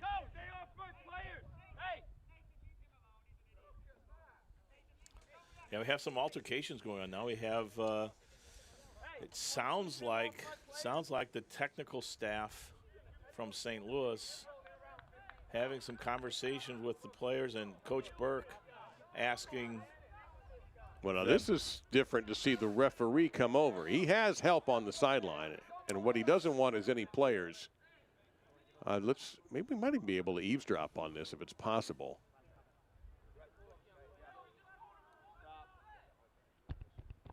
No, they're outside of our microphone range there, but we have heard some sharp conversations coming from both benches. Now, whatever was said to Anthony Poulos certainly satisfied him, and just a quick pat on the shoulder, and then off we're going to continue to play. This is going to, remember I mentioned laughing about the plus 16 stoppage time in one of the games? We're headed in that direction. You cursed us. I may have. Yeah, it makes you wonder what the fourth official's role is there. That's a tough job to me. I mean, I've always thought it was a cool job because you get to hold the board and everybody looks at you for 30 seconds. But unfortunately for you, the fourth, well, you know this. I mean, you've coached at this level. That guy is getting it from in both ears. Right. And really doesn't have much he can do to retaliate. And back in is Harriel. And, yeah, Luis Guardia has had enough protesting from both sides. Kyle Gregg is protesting, wondering why that call went against St. Louis. You can decide for yourselves. Harriel seems to go straight up. You see Kyle take his eyes off the ball and look at Harriel as he goes to challenge for it. Maybe that's an indicator to the referee that he wasn't playing the ball. Tell you what, this is one of the more emotional 3-0 games I've ever watched. We still have 30 minutes left. Oh, I don't know what else is going to happen from here. I think you and I are going to be about the only two people without a booking tonight at the rate this is going to go.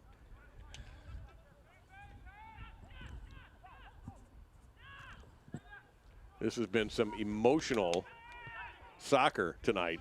Bethlehem, this is the same score we've had since halftime, and that for Bethlehem is a win. They are playing a man down and have been since the 27-minute mark, and they have gone +1 since then. Incredibly. They have yet to substitute.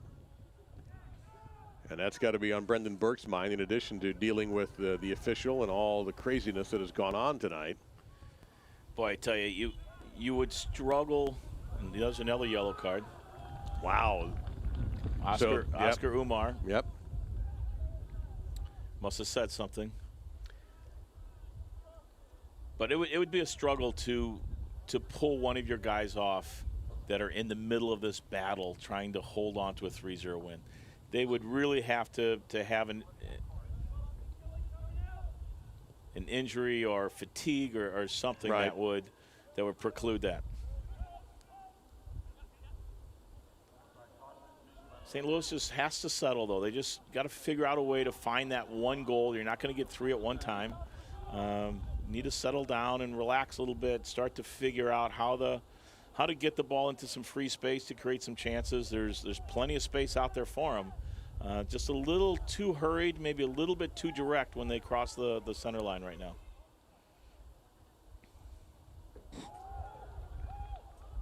Well, every minute that they can keep the ball in that area for Bethlehem in St. Louis's half is a big victory. But it also makes them vulnerable. True.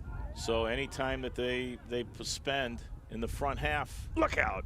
They spend in the front half, their outside backs have tendencies to want to get forward, and it's hard to turn those tendencies off. I mean, we looked at Cortez scored a goal from coming forward and playing a combination.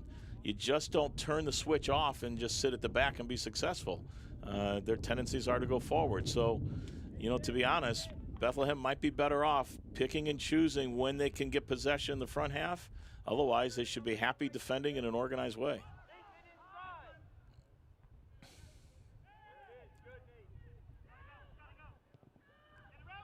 Didn't get all of that. Here's some danger now. Cicerone's good. Dumps it off. Dequa trying to go against the defense. Can't. Lays it off. And very quickly, great defense that time by Rayon, dropping back from his midfield position to get in the way, win the possession, and now win the ball for Bethlehem. And not only wins the ball, but he has the aptitude to get himself out of a tricky spot and maybe nutmeg a player to get itself wide so he can play a ball forward. Good skill, good fight. We are at McCarthy Stadium at LaSalle University on the artificial surface on a hotly contested Eastern Conference matchup tonight with Dale Schilly, Dave Lamont. Thank you for joining us. It's been entertaining. Don't let 3-0 fool you. This is not a blowout by any means, although the score may indicate otherwise. It's been an emotional evening. And plenty of time. And again, since the 27th minute, 2 minutes after that Ferris 25, you see there, Ferris is ejected in the 27th minute, and still Bethlehem added to their lead, and they have played from in front most of the night. And also a chance to get into the top 10 with Atlanta having a bad night tonight against Pittsburgh. Atlanta in 10th, Bethlehem in 11th. You want to get in that top 10 when the season's over. That ball not going to make it. Harriel, now he got away from him. Shot, save, point blank. A stunner by Coronel on a bullet. That's the moment we spoke about. They're going to find that 2v1 wide. Harriel goes to ground too early. Needs to stay on his feet there, but a big save off of the Paris G chance. Yeah, Atlanta has got blowed out, as they say, 5-0 by Pittsburgh. So Bethlehem stands to move into the top 10 with the 3 points tonight, if they can get them. Oh, not again. Harriel, yeah, you see he's shaking up.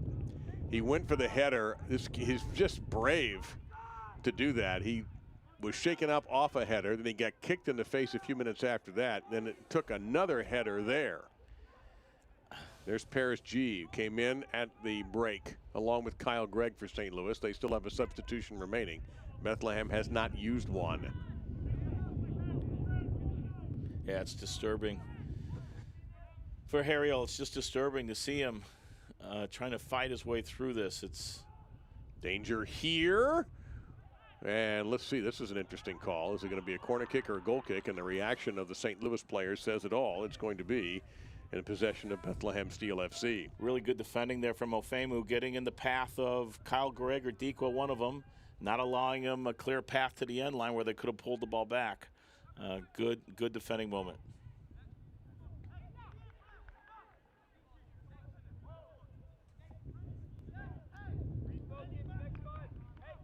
Five yellows and a straight red have been handed out this evening. There's G. That's good ball there for Calvert, who popped it up. Cicerone, let's see if he gets a corner kick out of this. He does. Yeah, I should have said it earlier, but St. Louis has gone to a 3-back system now, playing with 3 center backs. 2 wide guys, looks like with, and 3 and 4, and then 3 up front. So kind of switching systems on us here in the second half, putting more numbers forward. Hilton, very good off these kicks and tried to go for the powerful header, but it was not on frame. You can get updates and alerts all year long by following your club on ESPN.com. Search for your team and then click the follow button to keep up with the latest news and scores and get reminders on the next match. And go to ESPN.com now and click follow for your club. The clock is moving slow for Brendan still. But it's moving. I mean, think about it. Are you surprised we're still at 3-0? Yeah. I'm very surprised that St. Louis hasn't had more chances. I think it's just a product of them playing so deep into Bethlehem's part of the field and the defending part of the field. That's the moment they're looking for. Calvert with a little header flicked on there, but maybe taking too much time. You see shots on target favoring Bethlehem 4-3. And we have a player down for Bethlehem Steel. It's not Harriel. No, for once, and thankfully it is not. And he's not down for long. As Luis Guardia helped him up, he's going to walk that one off.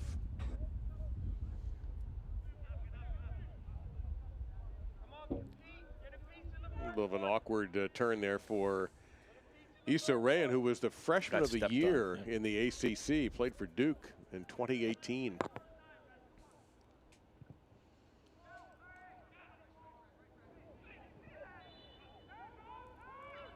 But again, we see that's the right call. The referee got mixed up, but he fixed it very quickly. Yeah. Now Bethlehem drops back into their compact defending behind the center circle almost. Yeah. So when you're a man down, where's the hole?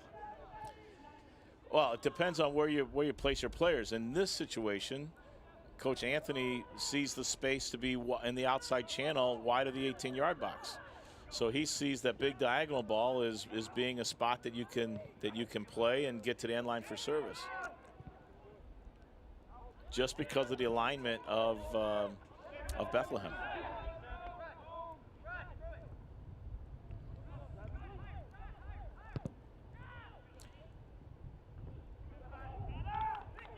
Boy, Harriel again. He is. I tell you, he's had a heck of a game. We may have to have a new USL of the week column for fans to vote on. Head of the week. There's a shot, and Fenlinson took it to the belly. A blast from Galena just to keep Fenlinson honest. You know, we were talking earlier about possible subs. Galena might be the one. I think, you know what, I got to think Harriel too, because once again, he hits the ball with his head and kind of doubled over briefly. You can't ask a guy to give you more, and Fenlinson comes up with a save on a skipper. A nasty little shot from Fontana. Off Fontana. Yeah, look at this little thing. Fontana comes up out of midfield. Zendy with a good service, second ball. Tell you what, they get numbers forward in the right spots, and a really good chance for Fontana. And you saw the effects of artificial surface on a ball there, and beautifully played by Fenlinson.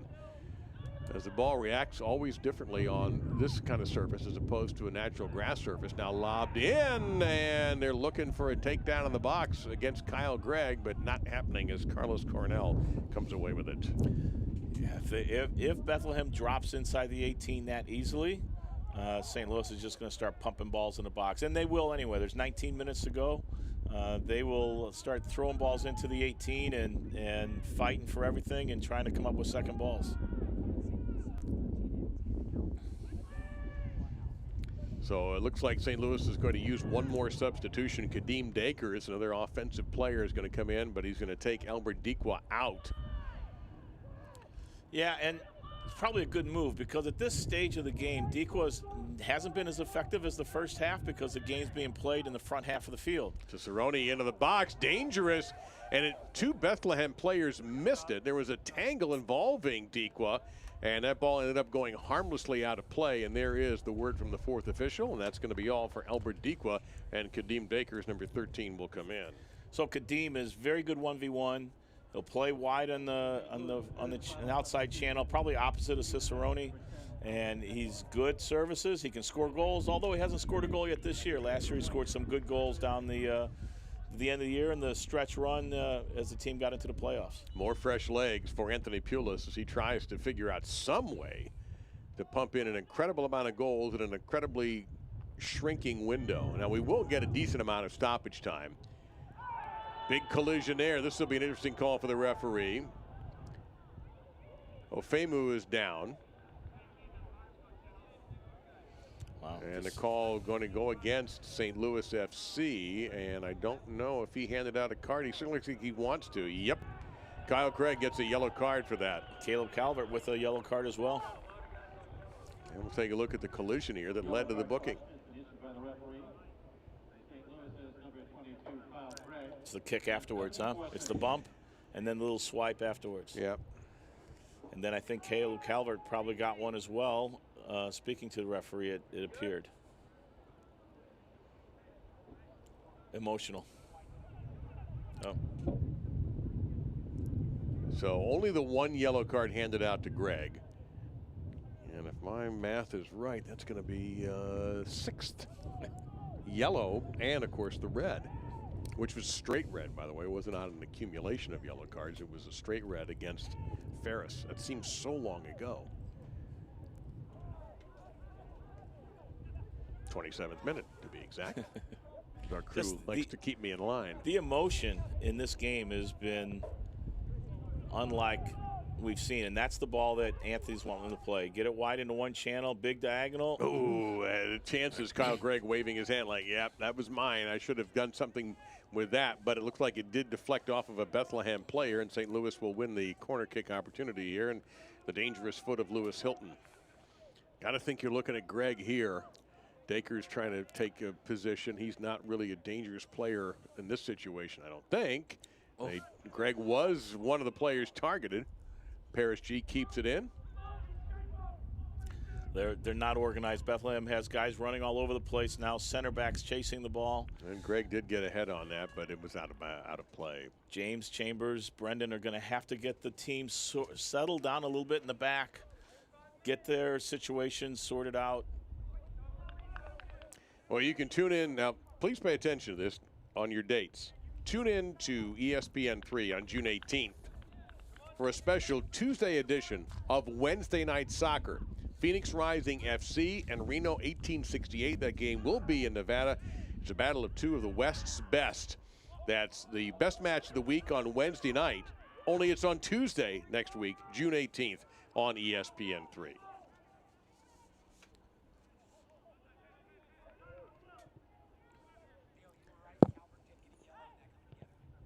And we are corrected that Calvert was also booked for the yellow card. So you were right the first time there, Dale. And that's thank good. you for that. I can sleep. I can sleep well tonight. Yep. And you're right, for mouthing off, for insubordination. So they're just adding up.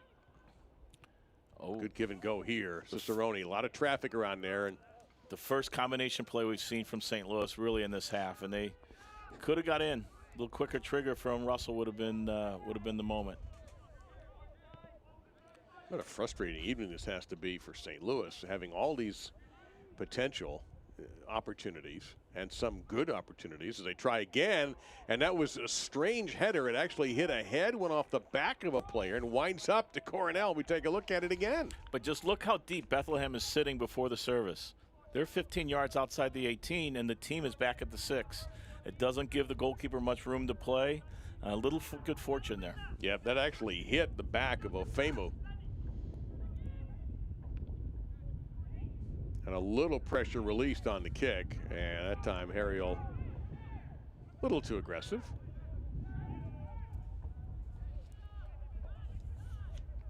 But to touch on something you said a couple of minutes ago, the emotion of the game, you're right. There's been some raw emotion in this match tonight.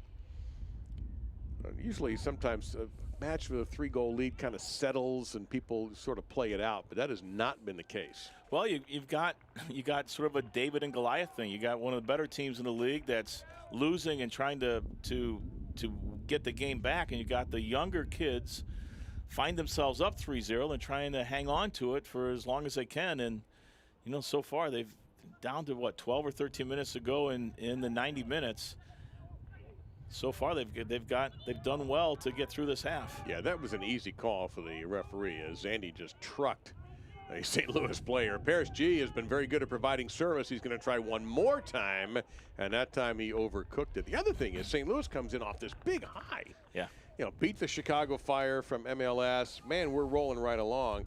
And they stumble into LaSalle University here, and they are stumbling around down 3-0.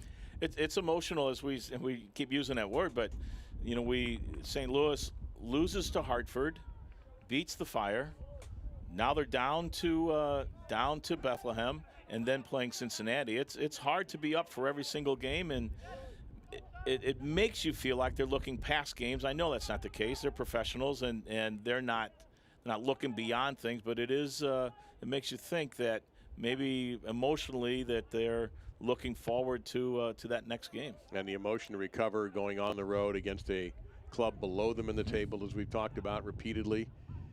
And for Bethlehem, what a great opportunity, and they're cashing in. Looks like if this result holds, and it's getting ever closer to doing so, they'll pass Atlanta United 2 and move into that top 10 in the Eastern Conference. And what a boost in their arm if they're able to hang on here. Sure, and we can talk about the mood swings and the emotional swings for St. Louis. Look out here as that ball goes through, but kept in right around the goal mouth, and that's going to be too high, and I think Greg may have committed a foul anyway, and he has to be careful. He is freshly yellowed. St. Louis getting the ball wide in the channel, service, back across, and Kyle Gregg a little bit too aggressive. But to finish my thought, we can't take anything away from Bethlehem's performance tonight. No. I mean, this is not because St. Louis wasn't prepared. That's not the case. St. Louis was prepared, but Bethlehem was very good, did very well defensively, have kept the ball away from goal, and has scored some tremendous goals, 3 great goals. So, kudos to the performance from Brendan Burke's group. Yep, he's playing with a lot of youth, and they have kept their poise. And that's something we wondered about at the break. And we saw coming off James Chambers, the veteran captain of this team, an original member of this franchise, talking to some of the younger players as they were walking off the pitch. Probably did some more talking in the dressing room. And this could end up being a season-changing victory as Chambers blasts that one into the stands, if Bethlehem could take advantage of it. Now, you touched on it at halftime. Their schedule is not that easy, but this game was not that easy. And now here comes a counterattack, although no great rush for Galena here. Smart. He's going to hold it up a little bit and allow players to come forward. I mean, the Bethlehem Steel counterattack looks different when Ferris is not in the game. When Ferris is in the game, he goes 1v1. When he's not in the game, a little bit of hold up, allow your midfield players to get forward so you can play in unison with each other. He's out. Oh, yeah, that's it. That's 2 yellows on Oscar Umar, and now we're even. So Umar gets 1 yellow that turns into a red. Second player ejected, and the man advantage that St. Louis has had since the 27th minute has now been erased. We watch here. I think this is late. Yep, definitely late. And not surprised to see the referee reach for the yellow on this one at all. Yeah, a late challenge. Gosh, I'm stunned. I don't know what to say. I'm stunned at what's transpired and how this game has played out. But a late challenge and in most cases a yellow card.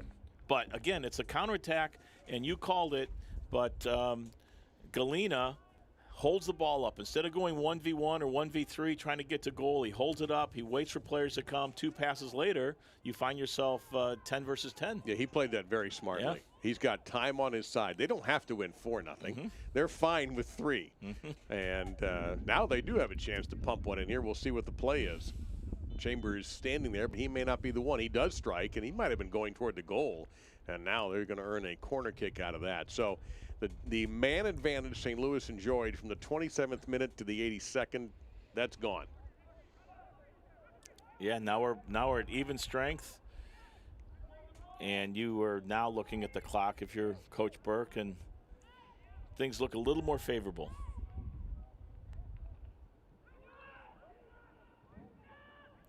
Chambers. Very aware. Yep, very aware and very high. Yeah, missed that by quite a ways. If fans, the USL unveiled its elite youth platform, USL Academy, allowing clubs at all levels across the USL to develop its local youth and compete at the highest level across the United States, including the USL Academy Cup. For more information, visit uslsoccer.com/ Academy. See if St. Louis can find a way to pull one back, make this really interesting here at the end. Yeah, we'll get a decent amount of stoppage time. We've had some injuries. We've had bookings galore. So there's the room for 4 or 5 minutes here. So this match is FFO, far from over. Again, Bethlehem is very good on the ball. They're very composed. They're quite willing to knock a ball around a little bit and play in tight space. And this is the sequences that we saw in the first half. Got it. That Harriel might be shaken up a little bit. He is, again, doubled over. I don't think it's his head. There's a give and go, and the shot not crisp. And so Fenland's unable to come up with it. And Bethlehem has gone without any substitutions. St. Louis has used them all. I was kind of hoping to see a 15-year-old Selmer Mischik in there. There is a chance, and there is a goal for St. Louis. The clean sheet has been covered. And a goal for Kadeem Dakers, I believe. And St. Louis finally cracks the scoring column. And don't count this game over yet. This has been crazy. But this game is not over. You really see some tired legs. Harriel is now absolutely just shattered. Yeah, that wasn't Chambers' best move either. He was a little he's struggling, tentative off of trying to clear that ball, and you've got fresh legs out. Dakers finally gets in the scoring column for the first time this year. And Bethlehem was a 15-year-old on the bench. And I was actually hoping to see Selmer Mischik come in to the game, but I would be very surprised if that happens. And I just wonder, can you ask, you see Harriel number 60 there now limping a little bit. You know, Brendan Burke, can he squeeze maybe 10 more minutes out of him?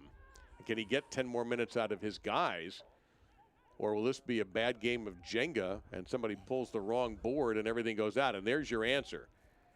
So Axel Picasso, and Picasso will come in, and Nathan Harriel, who just about played his heart out with this game. I mean, I think the fans here should recognize the effort that Nathan Harriel put out tonight. He literally sacrificed his body for this match. Well, he's matched up against Cicerone in the first half, so he got himself caught in some 1v1 moments. Very brave and courageous on a couple of headers. I rated him as one of the better players on the field tonight. I thought he had an outstanding game. Went forward, got forward well. Now we have another youngster coming in. Yeah, Picasso from Austin, Texas. He's a whopping 18 years old. He's going into midfield, so they're dropping midfield player back into the right back spot. Maybe Fontana. No. We'll see. It will be St. Louis ball. Should be St. Louis ball after that exchange of passes went awry. They are going to have to. No, it's going to be Bethlehem ball. My mistake. Every second they can keep possession is critical. But that's where they need to put the ball. Just managing the moments now for offside for call Bethlehem. There. That's fine. I think the first offsides call we've had this evening. I think you're right. We've had every other kind of call.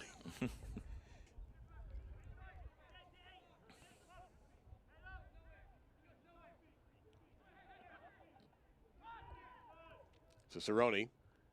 That's a smart move. You got Greg there and also Calvert. And that time it was over Calvert's head. You've got players very capable in the air. You'd almost like Cicerone to come inside more and maybe have a chance himself. We've seen a lot of those flighted balls. Bethlehem's done a good job of defending that moment, getting a body against a body and letting it run. If they can't win the header, letting it run over the end line. Be interesting to see how much injury time we have. I've got to think 4 minutes or 5. Might even be more than that. You could be right, because you had Harriel go down a couple of times. Right. The number of a couple of subs, yellow cards, and a goal. And a goal. But I think the aerial time is really what added, especially the first time he went down when he was shaken up following a header. And that was a prolonged. Then he got kicked in the face when he came back out. It was just a dangerous play. And nothing on purpose, but still, that took some time. And then the referee's been busy going in that pocket.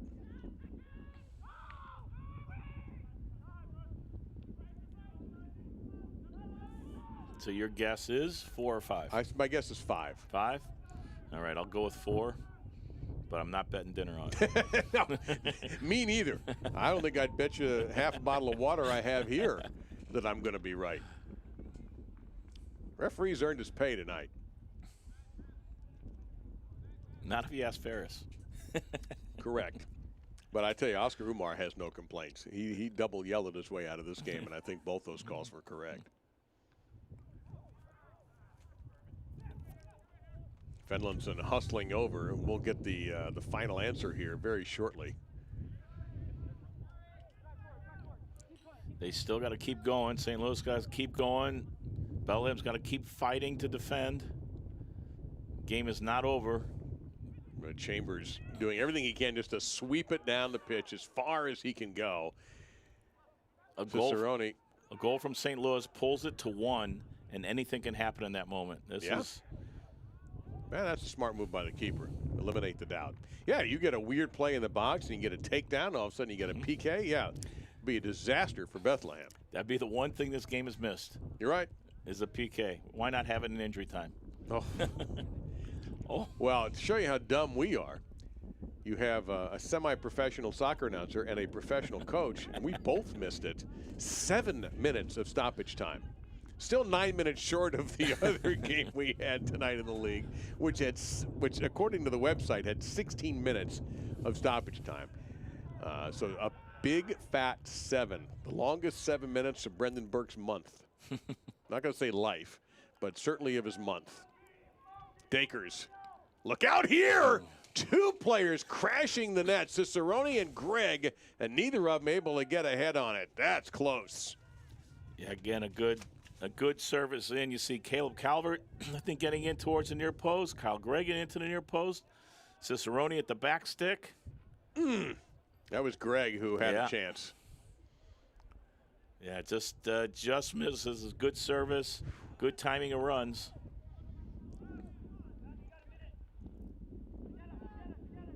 And you see the wind, and you can hear that wind on our microphones. We haven't talked about it much in this half, but you can see the wind just kind of hang that up. That looks like a one-club wind, to use a golf term. Nice pass by Galena. And here is Picasso, the substitute, the only sub used by Bethlehem so far. And you can see the fresh legs. And even though he couldn't maintain the possession, he killed some good time. Oh, bad pass there. Galena and Picasso. Back to Galena. Might as well fire it. He does. And Fenlinson is quick to it. Could have went back to the corner and milked another minute out of that. Now you're going to play a big ball and have to defend your 18. It's 10 on 10 right now. Both teams suffering ejections. But the key was that Bethlehem's was very early in the match, the 27th minute, and they held on. They didn't give up a goal, and they scored a goal. Just some tired legs there for Bethlehem. They've been fighting with 10 players for, what is that, 65 minutes of the game with 10 players. A lot of defending. Even though they've scored a goal, when a man down, the second half, Bethlehem has had to defend nearly the entire time. And a lot of work from these players. And now Zandy gets a break. He had a heck of a game. Very instrumental in the first goal. Borjalen comes in. Schneider Borjalen out of North Lauderdale, Florida, has come in, while Zach Zandy, who leaves with an assist tonight, checks out. So one more substitution available for Brendan Burke should he decide to use it. He gets some little fresh legs in that end, and this is some danger here from St. Louis. Dakers drops it off, popped high in the air by the captain Chambers, and out of play. Corner kick coming up. And there goes Hilton very quickly over to take that, or will he let Dakers do it? They'll short corner it quickly to Hilton. Back to Dakers. Dakers trying to service in the box. Header flicked on by Cicerone right at the stomach of Cornell. Boy, that was a big moment. They got in. Good quick corner kick. Thought it was a good idea. Near post run. Good header. If they bury that one, it's a really testy final few minutes. But good save. 3-1 still. And they were able to at least get it down to the other end and force Fenlinson to come out and play aggressively. Big win by Chambers there. Just gutting out a header. Offsides. Just gutting out a header. Those, you know, you may not think that those moments are big, but if he doesn't win that header, then the ball ends up in the 18 and you're having to defend a different part of the field. Hilton. Everybody up but Fenlinson for St. Louis. Another header flicked. And, of course, when you see all that kind of action in the box, that increases the chance of a foul in the box and a potential PK. Or a second ball. Yep. Anything. You know, it's Brennan is still, his heart's still beating quickly. Oh, there's no doubt about it. I don't want to know his blood pressure right now. Neither does his doctor. In fact, I think he's going to be hyped up for a while. It's a foul. Foul is going to go against Bethlehem. And Borgelin coming in. At least he gets in the book. Yep, and he'll back off of Hilton. But you know what? There goes 5 seconds. St. Louis can't get back. Or more. Surprised Borgelin's not back in the box defending. Looks like a tall fella. Comes a service. And nobody there to answer that. Now a race to the ball. And getting there first is Bethlehem. And Cortez. Counterpunch coming up here. Fontana. Galena. Now playing very much under control. Picasso, and he will launch that. That may go all the way to Penn. Picasso, I think, could have stood on the ball a little bit and ended the game. Just taking it to the corner flag. But the window beginning to shut on St. Louis. Dakers. But they have a chance here. Dakers has a man to the right. He'll fire, but not a real danger. Clear eyes for Cornell. He could see that very easily. Dakers is very streaky when he finds the net.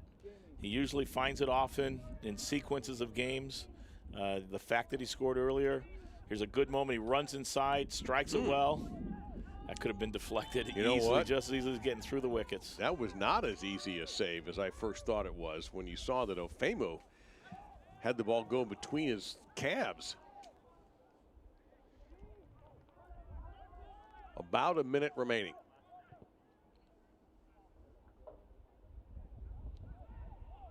Greg, double covered, shot, save! Oh, another shot from St. Louis. That was Calvert who came up with that, and he's hobbling a little bit in the box. Dakers playing keep away. He wants to launch one more time, and that's going to go off the head and should belong to Bethlehem, and does. What a save. Wow, that was crazy. What a big save. Calvert gets onto it. Well, that was ticketed to that lower corner. That was a good shot.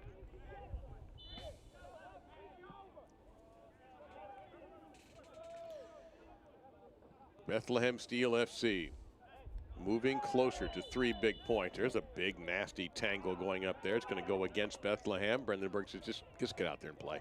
I'm not going to argue any more calls. Just play. We're going to get a whistle here any second. And I'm going to get 3 points at last. It's been a long time coming, and you know it's been difficult. They've had to change their systems. The club has gone to a different philosophy. He's fighting his way through it, and see if they get through this last restart. Yeah, this is the start of something big for Bethlehem, and that is it. For the first time in 2 months, Bethlehem Steel FC is in the win column. An 8-game winless streak is broken. An intense evening still shown on the face of Brendan Burke as he shakes hands with St. Louis FC technical staff and their players. Quite a match this was. And let's go back and review the highlights. This was something. It was a great result. Here's Chambers coming forward after the pass from Zendy. steps forward out of his midfield spot and buries one from point-blank range. The captain scoring the first goal for Bethlehem Steel and puts them up 1-0. That was so long ago. Then right off of a great St. Louis opportunity, here is Ferris with a counterattack. An absolutely gorgeous goal, possible goal of the week candidate. Right foot, one more time, left foot, and he strikes it. And it's a surprising 2-0. 2 minutes later, he's out of the game. And how does Bethlehem react? Cortez with a 1-2 with Zendy. And toe pokes it underneath Fennelson. 3-0, a man down. So we go to the break at that score, 3-0. We go a long time before St. Louis is finally able to get in the scoring column on this shot by Dakers. Tired legs. You see Harriel couldn't get across. Dakers, good finish. And, you knew you had a little bit of a game there. And to be honest, Bethlehem had to lock things down just to get through the rest of the game. So a big move for Bethlehem in the standings. They will move into the 10th spot in the Eastern Conference. That puts them into the playoff race, with Atlanta losing tonight and St. Louis also not getting anything going, as they're going to stay in the top 10, but nevertheless a tough loss for them. What are they? They're up and they're down. That's the question Anthony Poulos will have to answer on the trip back to St. Louis. We wish them good luck, by the way, against Cincinnati. For Dale Schilly and our crew, I'm Dave Lamont. We thank you for watching this match and the United Soccer League. Good night.